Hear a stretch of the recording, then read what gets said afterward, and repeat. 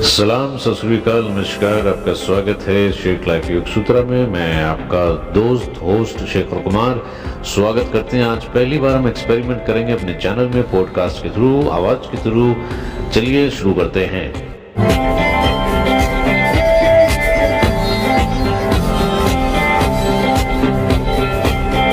चलिए, स्वागत है आपका अगेन शेख लाइफ योग सूत्रा चैनल में। मैं आपसे जो बात कर रहा हूँ उसमें एक ध्वनि है, उसे आप सुन रहे हैं, और वो एक लय में है या नहीं है वो आपके कान ही बता सकते हैं। जो कानों को मधुर लगता है वो लय में है। चलिए आगे बढ़ते हैं। ध्वनि चिकित्सा अब कोई नया नाम नहीं है।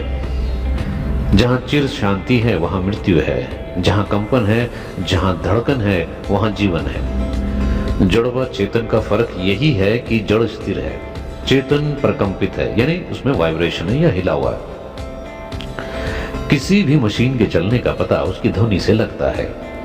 आवाज कान में पड़ते ही हम कह सकते हैं कि मशीन चलने लगी है, और आवाज थमते ही ये कह सकते हैं कि मशीन बंद हो गई। एक जानकार, एक्सपर्ट, स्किलफुल अगर जो गैरेज या कार की रिपेयरिंग करता है, वो स्कूटर की रिपेयरिंग भी अगर कर रहा हो, तो वो बता देगा कि जो ये इंजन है, इसकी जो आवाज है, इसमें थोड़ा सा फर्क लग रहा है और रिदम नहीं है, कुछ तो गड़बड़ है, ध्वनि है।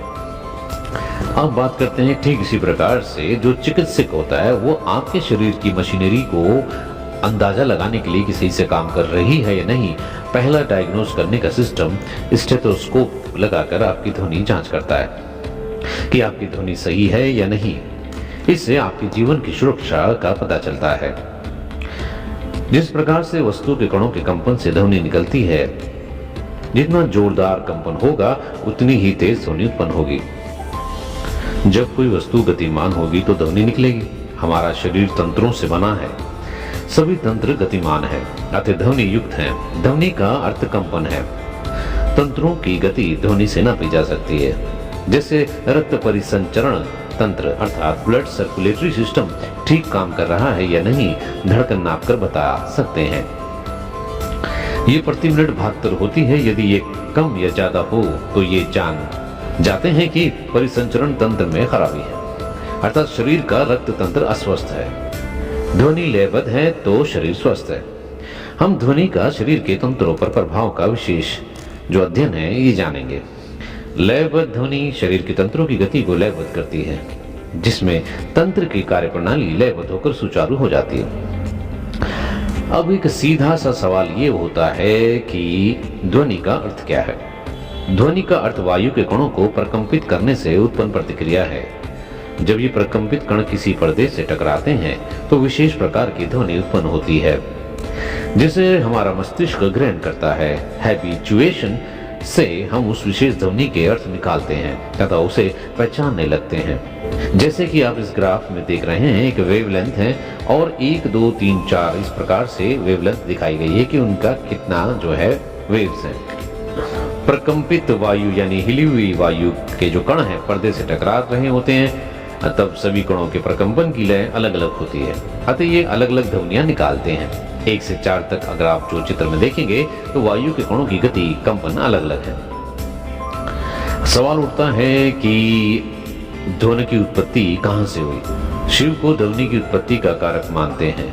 जब शंख, नाद या डमरू की ध्वनि होती है तो ओम का उच्चारण होता है।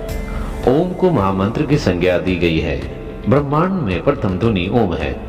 ये ध्वनि मस्तिष्क से लेकर नाभि केंद्र तक प्रकंपन करती है, अतः शरीर के समान तंत्रों को झंकृत करती है। इसका सही उच्चारण शरीर के समस्त तंत्रों को प्रकंपित करते हैं। जी हाँ, और अब हम बात करेंगे कि इंपॉर्टेंस ऑफ साउंड। साउंड का हमारे जीवन में महत्व क्या है। ध्वनि रहित जगत मृत है। जब शरीर का वाइब्रेशन बंद हो जाता है तो हम शरीर को मृत घोषित करते हैं। हम हृदय को, ध्वनि को कान लगाकर सुनते हैं या नाड़ी की गति को देखकर पुराने समय में ये अनुमान भी लगा लेते थे कि आपने 1 हफ्ते पहले क्या खाया था। आपकी वात, पित्त, कफ की प्रकृति हाथों की नाड़ियों के माध्यम से पता लगाई जाती थी। अभी भी कुछ जगहों पर इसका पता लगाया जाता है।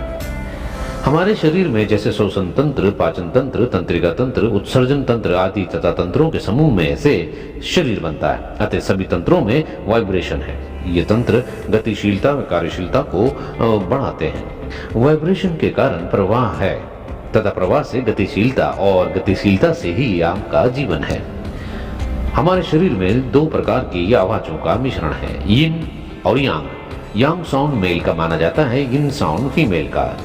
यांग साउंड में थोड़ी सी जो है रिदम्स की जो गैप्स है वो थोड़े कम होते हैं, और यिन वाले में यानी फीमेल वाले में एक पतली आवाज होती है। अब इसका हम बात करेंगे कि हृदय की कार्यशीलता से क्या संबंध है। हृदय की जो ध्वनि होती है उसको जो हम फाइंड आउट किया जाता है उसको कहते हैं इकोकार्डियोग्राम, जिसे डॉक्टर सोराम जो जानकार व्यक्ति है उससे अंदाजा लगाता है कि हृदय की गति या उसका म्यूजिक, उसकी ध्वनि कैसे चल रही है। ध्वनि मंद तो कार्य की गति मंद। प्रत्येक ध्वनि में यांग व यिन ऊर्जा का 50-50% होता है, जो हमने आपको पहले ही बताया इस बारे में।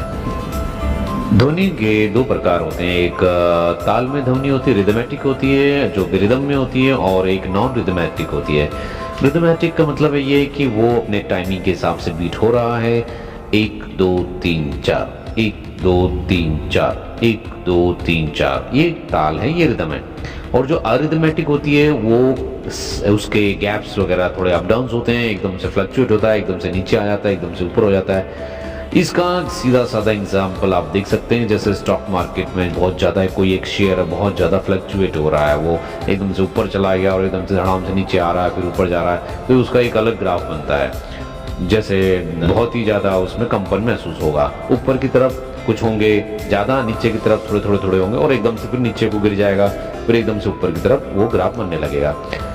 और अगले आने वाले पार्ट 2 वीडियो में हम बात करेंगे कि साउंड थेरेपी में कि इसका इफेक्ट साउंड का क्या है, मंत्रों में कहाँ कहाँ इसका प्रयोग होता है, और दुनिया में कहाँ कहाँ इसका प्रयोग भारतीय संगीतकारों ने बाहर यानी बाहर की कंट्रियों में इस संगीत का प्रभाव डाला है। और एक एग्जाम्पल और हमारे सामने है, वो ये है कि भगवान कृष्ण जो है कि मुरली बजाते थे, तो संगीत तो साउंड थेरेपी वहीं से जुड़ी थी। गोपियाँ, राधा, सभी जो भी थे सब आ जाते थे, और गौ माताएं भी आ जाया करती थी, और वृक्षों में चिड़िया वगैरह पूरा माहौल खिल उठता था वो बांसुरी की बात को सुन के। और हम बात करेंगे कौन कौन से इंस्ट्रूमेंट हैं जिनमें साउंड्स के चीज़ों को ऑब्जर्व किया जाता है, और हमारे शरीर में साउंड्स के क्या क्या उपयोग हैं, और कौन कौन से मंत्र चांटिंग्स हैं जो कि स्वास्थ्य के लिए बने हुए हैं, हेल्थ के लिए मंत्रास हैं और साउंड हैं। ये सब पार्ट 1 तो अभी हम डिस्कस कर रहे हैं, पार्ट 2 में होगा, और पार्ट 3 में होगा मंत्र चिकित्सा। तब तक के लिए आपका होस्ट शेखर कुमार आपसे इजाजत चाहता है। ये पहली पॉडकास्ट वॉइस आपके सामने शेयर की जा रही है, कृपया करके इसको ज्यादा से ज्यादा शेयर कीजिए, क्योंकि आज की दुनिया में साउंड थेरेपी से लोग दूर हटने लगे हैं, जबकि ये सब हमारी संस्कृति में पहले से था। ठीक है, टेक केयर, जय हिंद, जय भारत।